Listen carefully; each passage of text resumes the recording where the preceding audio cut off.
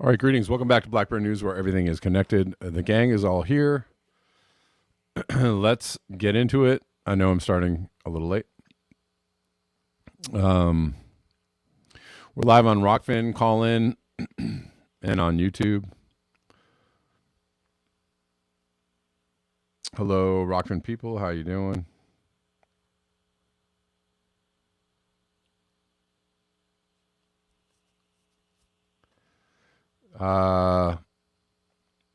Let's see.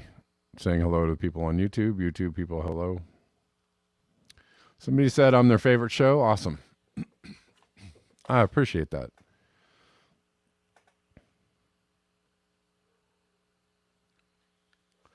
Doing okay. Just spent some time in Los Angeles traffic this morning. I'm going to do some more of that this afternoon. I can tell you that a little bit of time in Los Angeles traffic will make you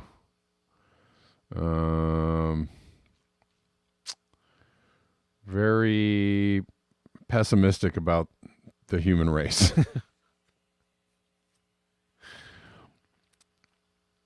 Yeah. I can tell you that some time in Los Angeles traffic will get you over the whole beautiful humans thing. People are awesome until you sit in Los Angeles traffic for a little while and you'll be like, no, people actually are fucking dicks. Sorry for my language. People are sloppy, nasty crabs in a barrel. Just jerks. Anyways, whatever. Not all people, but some people, right? There's some cool people out there. You know, but they're like balanced out by all the dickhead people out there. There's a lot of dickhead people.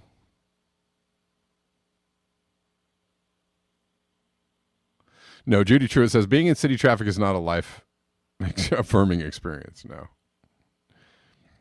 Yeah, I'm always like kind of a little amazed that people are like, oh, yeah, people are so awesome. Are they? Have you ever spent time with people? Again, some people are really cool and awesome and nice, and some people are just flat out crazy. I don't know. Anyways, whatever. But it sounds good to the audience, right? That's what gets the numbers up on the YouTubes and on the, right? If you're like, oh, humans great, right? You know, the whole like, oh, beautiful human people, oh. You know, it makes people feel welcome and stuff, and that's great. But let's be realistic, shall we? Let's just keep it real.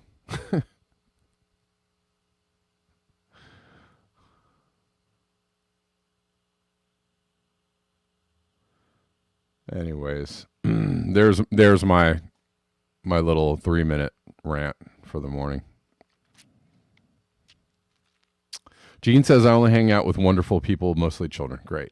Yes, exactly. That is my key to surviving life, is to find the very few people that I, can have in my space that I like, that I enjoy spending time with, and I stick with those people.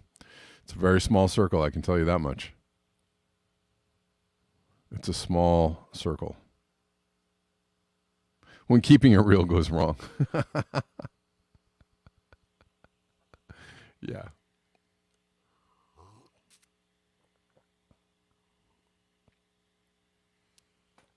Look, you don't have to hate humans to be here. You don't have to love humans to be here. Just understand that they're it's a nuanced thing, okay? Okay, bro? Okay? Sure, we're talking about nuances here. All right, let's get into it before it gets too late. I'm actually supposed to be doing a shorter show today. Because I got somewhere to be and I can't really, it's just one of those days. I got a lot going on. Okay. There was a huge, just now, breaking earthquake in Mexico, 7.4. 7.4 earthquake. Again, it has nothing to do with climate change, but it's something that's happening, and maybe a warming planet might make it more likely to have more earthquakes.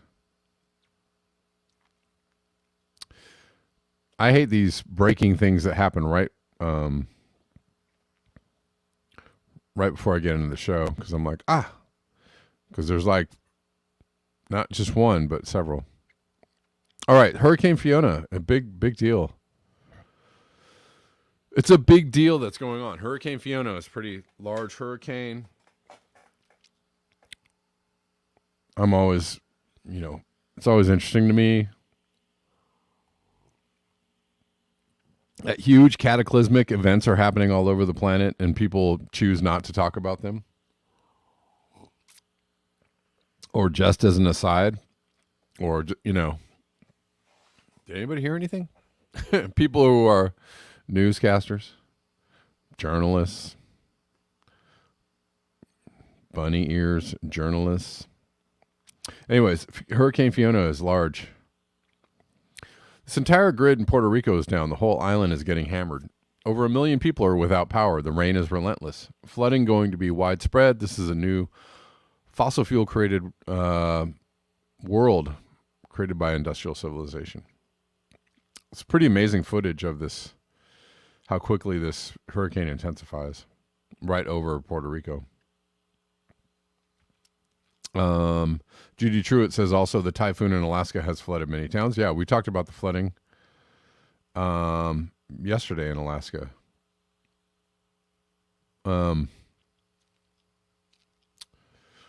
But, Puerto Rico just got slammed a few years ago, just a couple of years ago. And that is the difference. That's when the whole this climate is always changing and it's just the same thing that happened, before. It is not. It is not. It is not. It is not. And you're intentionally not paying attention. You're intentionally leaving information out when you say things like that. We are getting stronger, more devastating, more long-lasting, and more frequent storms. That's just that is just so obvious. And if you have paid attention over the last 4 or 5 years, you've seen how, storm intensity and frequency has gone up. And that's just a reality. That is something that's really happening.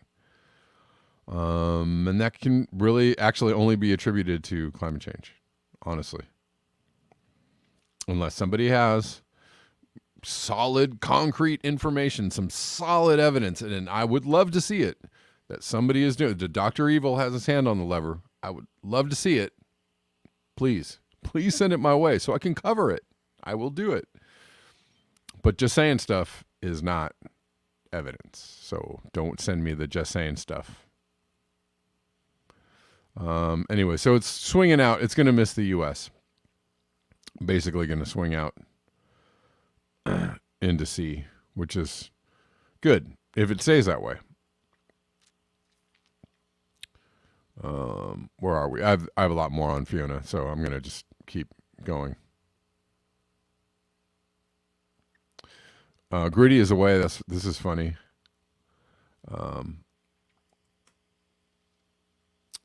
You know what?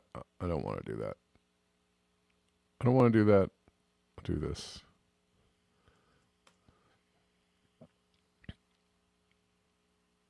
After seeing this footage, Democrats will propose sending another $5 billion to Ukraine. This is wild, again, wild footage of the Hurricane Fiona slamming Puerto Rico. You're not seeing it.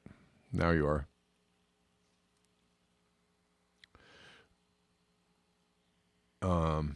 And there's lots. I have lots and lots of footage of the Fiona. So I'm going to quickly go through that.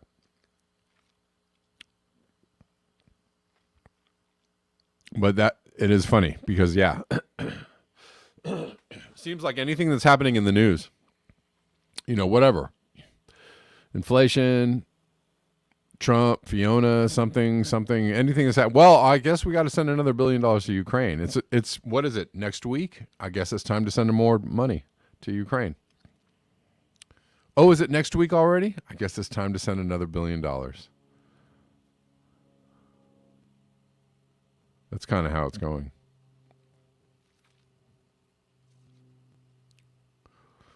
There's more. I'm going to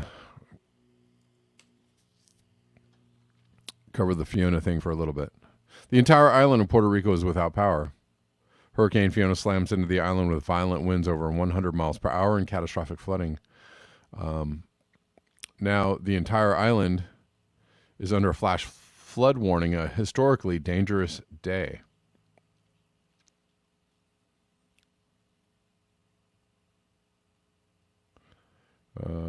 Here is a news story with many news stories. Hurricane Fiona moving away from Dominican Republic as it dumps more heavy rain in Puerto Rico.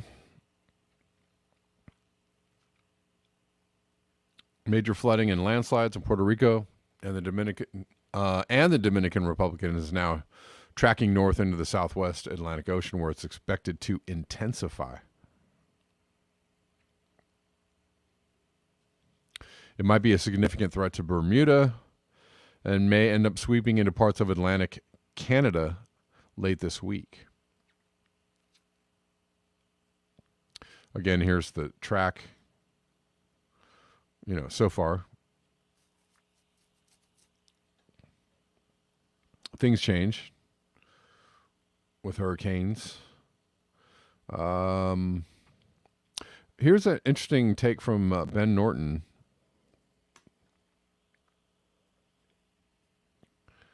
U.S. colonialism is torturing the people of Puerto Rico. It's not just a natural disaster. The U.S. imposed an unelected fiscal control board.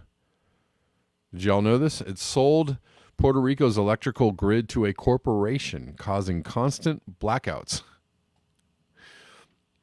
So the selling of the grid to a corporation caused constant blackouts. So you're telling me the corporation did a worse job than the government? The government bad? You're telling me that the corporation is doing a worse job? No. Tell me more. Tell me more about how the government is bad and having corporations run the world is going to be good. The private sector is going to be good for people. Tell me more. Because I want to know more about this. Tell me about your libertarianism. Tell me more about it. That'll be good. Now the entire privatized system has collapsed with Hurricane Fiona. Well, so listen. Number one, let me just tell you, this is an interesting point. This is a good point. But it's a hurricane. So, you can't blame the grid collapsing. Can't necessarily blame the grid collapsing in a hurricane on privatization. That's maybe, but it's kind of like, it's a little goofy. It's a little bit goofy. I'm just going to have to go out there and say, I think it's a little goofy, but still, to go back to the point about privatizing the grid and the grid experiencing more problems. Yeah, that's how that goes. That's how that goes. The corporation is going to do worse by you. I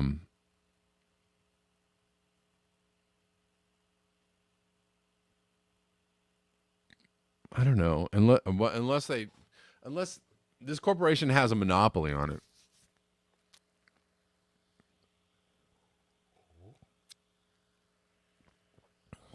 Maybe some actual true free marketness might be better. I don't know. But still, the problem is that the more we privatize these public services, the worse it gets for the people. And it gets real good for the corporation, right? The corporation makes all the money. Go away. People call my show. But,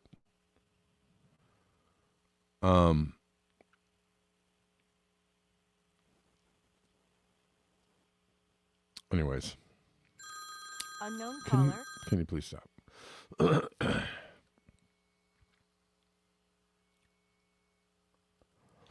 Somebody says the constant blackouts were in Puerto Rico well before privatization took place. I don't know. I don't know about that. Anyways, interesting point. Didn't know that they sold the grid off. But generally, that's how it goes. Generally, that's how it goes.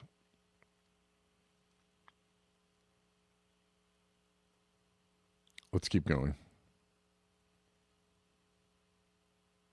But I do find it a little bit like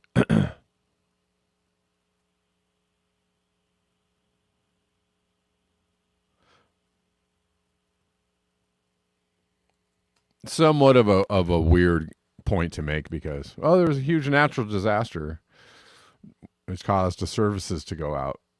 Well, maybe you can't blame it on that. All right, we already saw this one. Going to keep going. Oh, this is wild footage. This bridge was rebuilt after Maria in 2018. How many times do you rebuild? This was the bridge they built after Hurricane Maria. Every time you repair and restore, you add more petrol to the fire. Repair and restore, you add more CO2. It's a vicious cycle. You can see this whole bridge washing away. I'll start from the beginning again. Sorry if it's hard to see. That's a huge wall of water.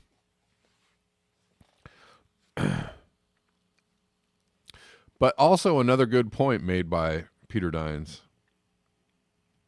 about our love of infrastructure.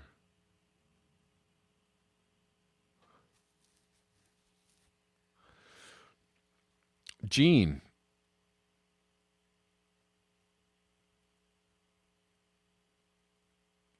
says, I pay $8 a month for electricity, and when the last hurricane hit, we got the power back in 2 days. Nice. Is that Costa Rican cheap electricity? That's cool. You're making Costa Rica sound really nice. Yeah, but anyways, the point made by Peter Dines is an interesting one, right? Because it's in a bigger, if you zoom out on your lens and you're actually concerned about climate change, and you understand that continuing to build infrastructure that's going to be wiped away in natural disasters is kind of ludicrous. One, but then also the infrastructure itself is the thing that's helping the climate change. I'm not saying there shouldn't be any infrastructure, but we should be very, very selective about the infrastructure we actually need. Like if we lived in a world where people thought with their brains and they're like, oh, this is, I see what we're doing. This energy intensive civilization we've built is the entire generator of this disaster we're bringing on the planet. So what should we do? Well, maybe we should take it down many notches. Right? Maybe we should live with a lot less stuff. Maybe we should, not need so many things. Maybe we should, really be extremely selective about the things that we build that we say that we need. Then you wouldn't just willy-nilly just be building all the highways, which bring the polluting cars, the skyways, which bring the polluting planes, right? The airports, you wouldn't build those. Right? Because you'd be like, well, we don't need these things, so why are we building these things? Electric cars will destroy the planet just as fast as gas-powered cars. So why are we, why do we need the chargers?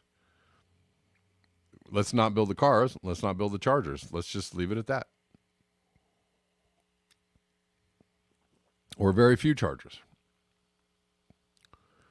How about some public transportation?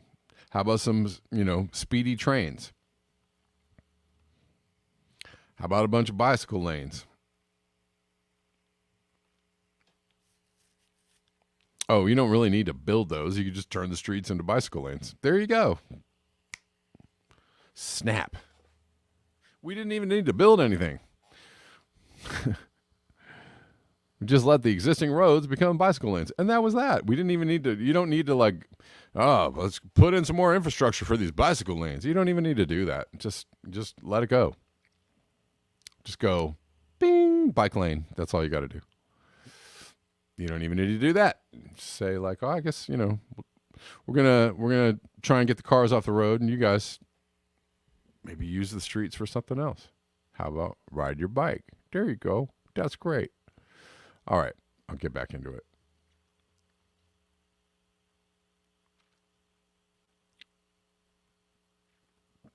I know these are wild, these are actually revolutionary ideas.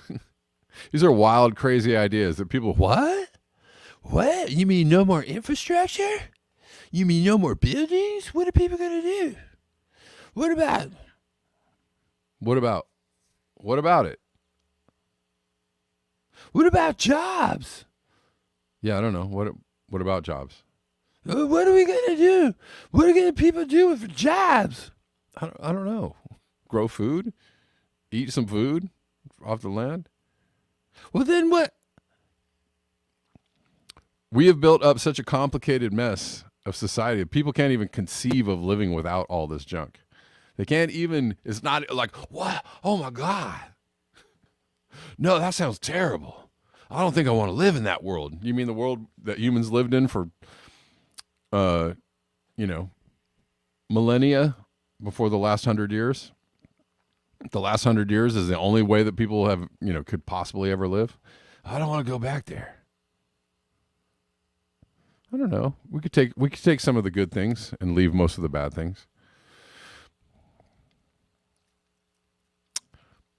This is actually revolutionary thinking. Get into it, man.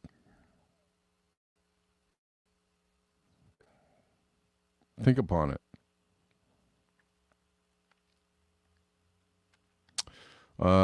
Some footage from Typhoon Nanmadol. I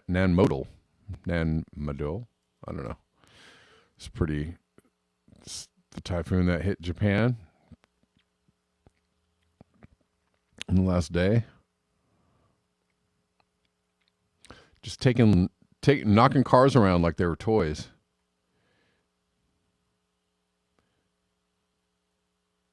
Boink.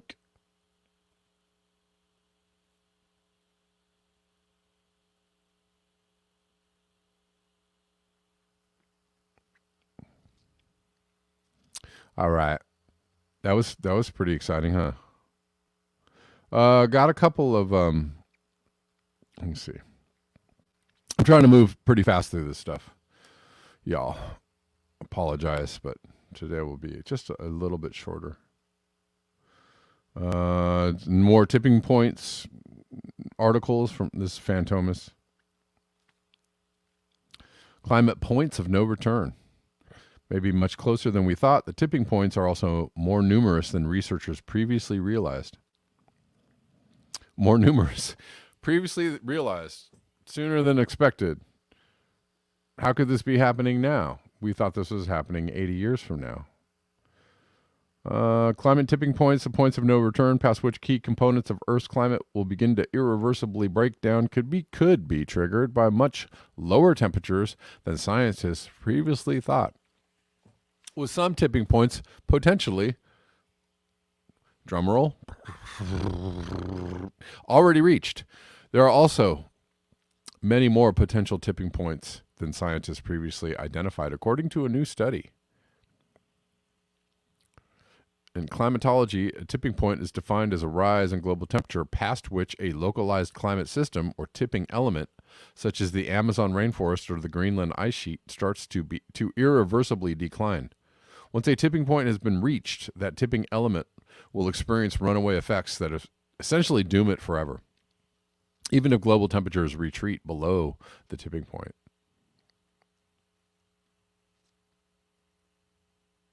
The idea of climate tipping points first emerged in a 2008 paper, blah, blah, blah, blah, blah, 1.5 Celsius, blah, blah, blah. All right, sorry. I just don't want to read that part. Anyways, apparently we're at 1.1C, and people will argue with me about that or argue with anybody about that. People like to argue about that, and that's fine, because who knows where we are. They're saying 1.1C, yet plenty of actual scientists and scientific papers and articles have said, well, get ready for 1.5 in the next like couple of years. They're acknowledging it's not far off. It's within this decade. They're actually going to acknowledge, oh, we're at 1.5, the guardrail that we must not pass, that none shall pass.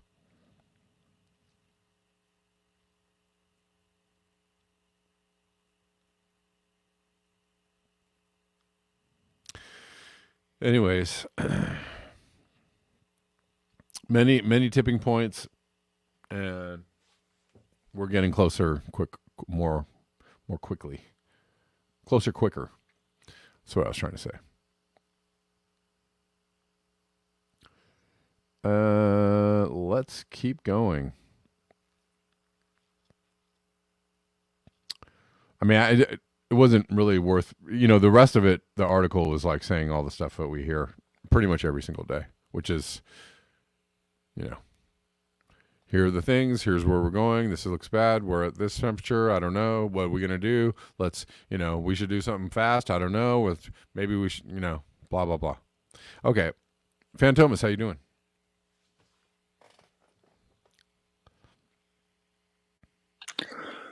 Good afternoon. What's up? Yes.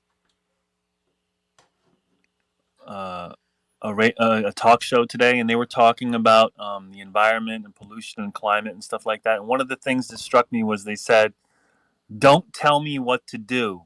And what's funny about that statement is, I don't know how to get around. I don't know how to get around that, because when you start talking to people about the environment and pollution and stuff like that, no matter what way, it always gets framed. You're scolding someone or you're telling someone what to do. And that's not really the reality. And the problem is there are so many people who benefit from those types of op-eds and articles and media presentations and books. It's hard to get around it. Yeah, I know. It is really hard. And that's why, and that's a big reason. Well, and I don't know, I had about 4 thoughts all at the same time right there. But yeah. One of the reasons why it's going to be very difficult to even have a conversation about what should we do, you know what I mean? Like we're at a point right now where it's like, climate change is obviously happening, right? There are some things happening, but there are a lot of people out there that are like, nope, not going to have that. I insist that climate change is not real and is not happening, and it's all a hoax, and it's all a concoction of the Club of Rome and the WEF and blah blah blah, right? We're not even at a place where we can have like an actual realistic conversation about what are we going to do, because we're still stuck in like, what's happening. We're still stuck in what's happening. And so, but yeah, a lot of the conversations are very anthropocentric, right? Very human. Like, you mean I gotta, I gotta change I can't get all my stuff. I can't make all the money and be Leonardo. No George Carlin. I can't, you know what I mean? I can't, I can't go, whatever. I can't live the dream of humans ascending on a consumerist throne. I don't know. Yeah, I mean, like, people are just really like super out to lunch on like on everything, and it's unfortunate. It's unfortunate. Before I go, I did want to mention that a great release came out this month of Charles Stepney, the producer behind Earth, Wind and Fire, Minnie Riperton, and Rotary Connection. Their family put out this CD of vault demos from the basement of just him doing stuff on the instruments on Fender Rhodes and Mini Moog and a drum machine. And it's really interesting to hear like the blueprint of That's the Way of the World. and Yeah. songs like On Your Face and Imagination. So if anyone wants to check that out, just type in Charles Stepney, Stepney, and the family just put it out this month on this label. And what's great about it also is there's like interludes of the family talking about stories about their father. For people who don't know, Charles Stepney is one of the people behind the world of Baroque soul, and he made the whole orchestrations of Rotary Connection and Minnie Riperton, and a lot of stuff that people are influenced by. Like you'll hear a lot of samples like A Tribe Called Quest and Yep. MF Doom and Madlib and stuff Mm-hmm. like that. So Baroque soul. yeah, I definitely love check I it love out. the term Baroque soul. Yeah. Yeah, man. Thanks for the music. I'll send you a link to it so you can check it out. Cool. Thanks, man. I appreciate it. All right, and man. I love that kind of stuff where like what did this song sound like before it was the song you heard on the radio? Yeah. Definitely. Always interesting.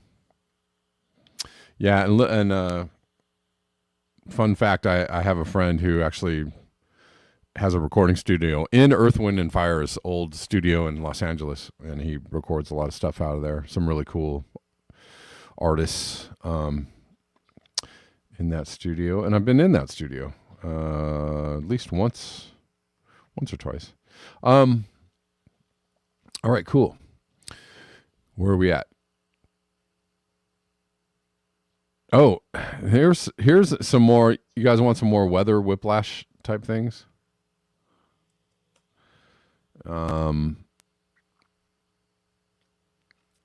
40C in Russia in September. Oh, that totally happened before. But if you understand that in the last few years, that even Russia, even in Siberia, they've had extremely way out of pocket, like hot temperatures in the summer, sure, but like very warm temperatures. Like, wait, what? This is near the Arctic Circle. This is very warm, 100 degrees. And then now, they're setting some records. Temperature anomalies, very warm temperatures in Greenland and Russia, and look at that, Greenland.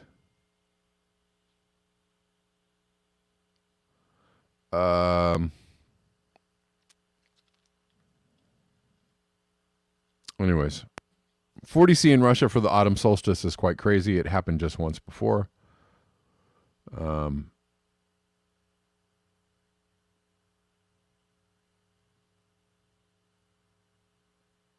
Armenia and Georgia, also very warm.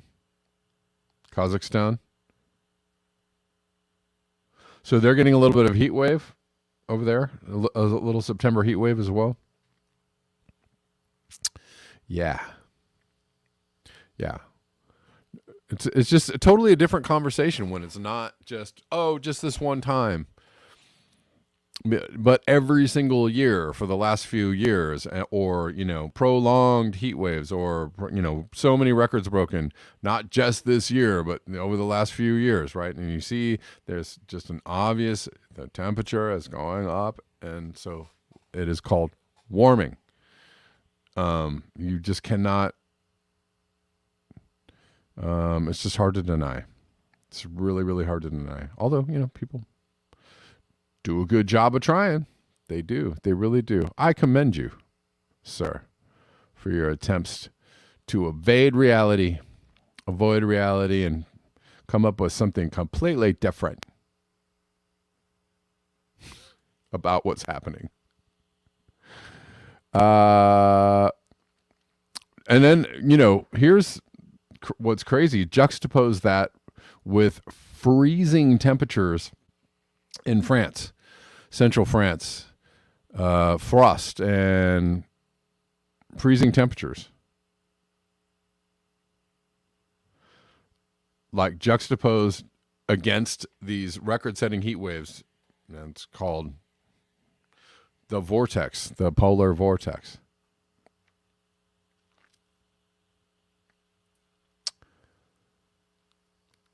So that's crazy. Did I show that to you? No, I don't know. Yeah, that's happening.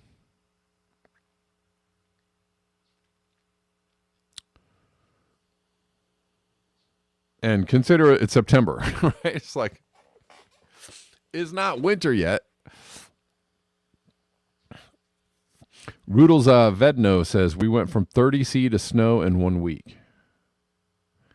Yeah, that is also a fingerprint of climate change.